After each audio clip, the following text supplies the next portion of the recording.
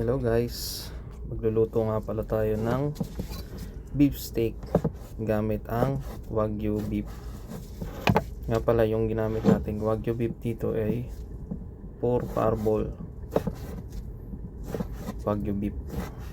Ayan, hiniwa-hiwa na po natin ang mga karne. Ayan, hiniwa-hiwa po ng maninipis.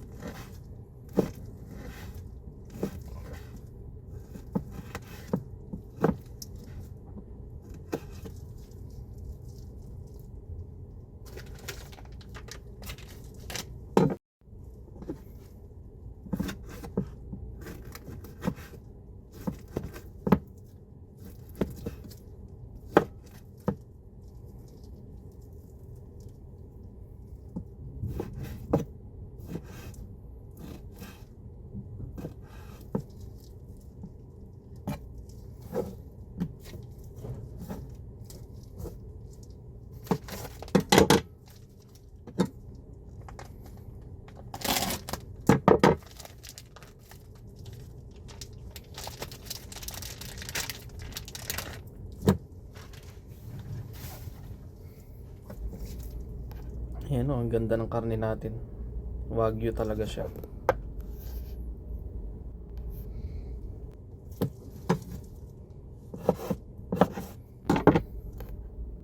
Pagkatapos na hiwain yung karne, ihanda naman natin ang bawang at sibuyas.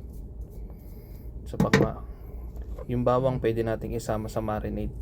Ito natin sa toyo. O depende sa inyo kung gusto nyong isama sa gisa. Pero ako kasi hinama ko sa sa marinade.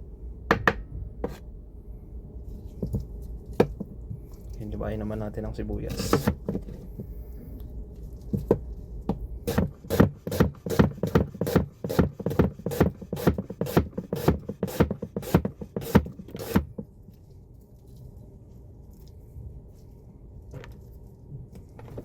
Habang hinihiwa natin ang bawang sibuyas, yan, painitin na natin ang mantika.